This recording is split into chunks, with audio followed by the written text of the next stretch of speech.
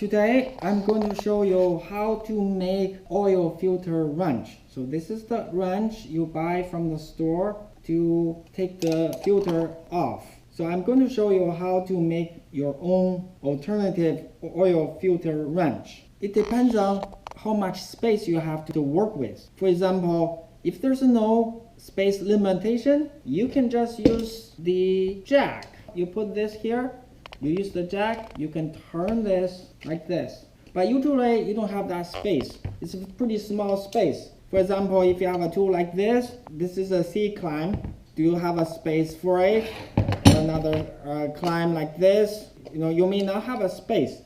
So I'm going to show you a few alternatives that work on a smaller space. This is a timing bell. It's pretty good. You need to find the material that has a good traction. For example, like this, you just use a hold like this and turn it like this. But usually, you don't have this lying around, nor other bells.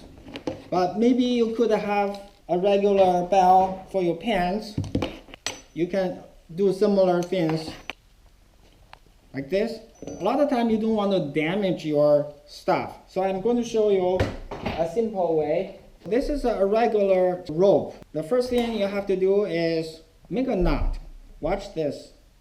You make a knot, one loop, and then have a second loop. Once you have these two loops, you put on this.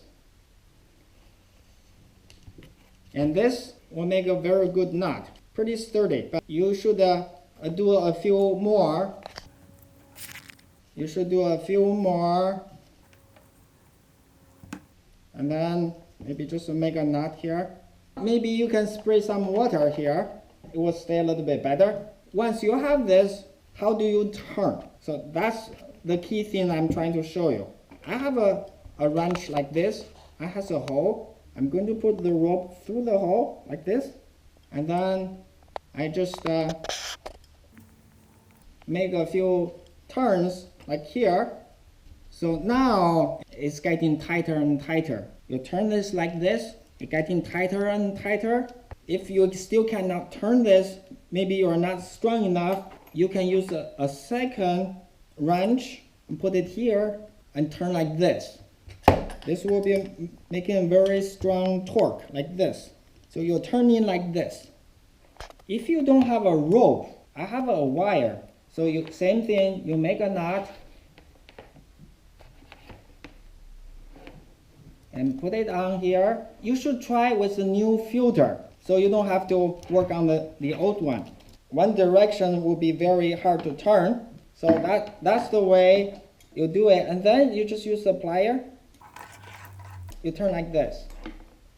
If it's really a tough one stuck there, you can use a screwdriver to put a screw in. But the length of the screw should be long enough, almost maybe reach the end of it. Even better, maybe puncture it, go through. And then once you have the screws in, you can pull it either like this or using a plier like this. Or another way I'll show you is this way. So you have a wrench, have a screwdriver. So you can turn like this.